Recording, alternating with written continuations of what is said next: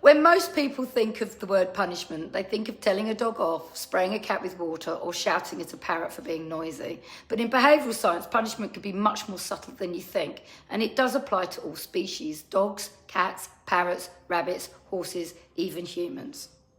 Punishment is any act that reduces the likelihood of a behaviour repeating. If your rabbit stops chewing the sofa because you clap your hands every time they do, that's punishment. If your parrot stops calling you because you cover the cage when they scream, that's punishment. If your cat stops jumping on the work surfaces because each time they do it you spray them with water, that's punishment. If your dog stops coming back to you because every time they do you pop them on the lead, that's punishment.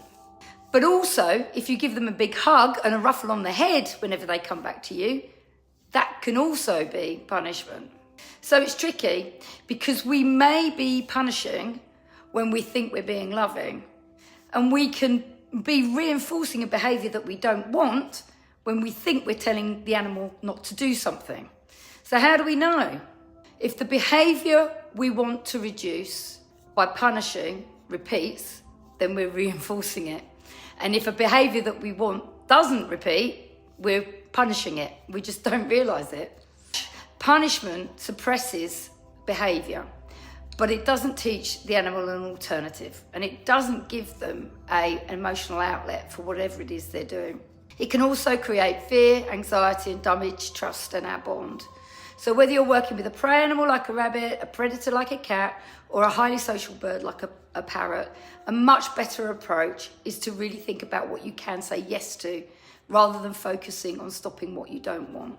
Show the animal an alternative and make that behaviour worth their while. Positive reinforcement works across species and builds confidence, trust, and joy. Because learning isn't just about stopping mistakes. It's about creating understanding. If you're not sure if you're punishing or reinforcing, then drop me a line in the comments below and let's have a chat. Have a good day.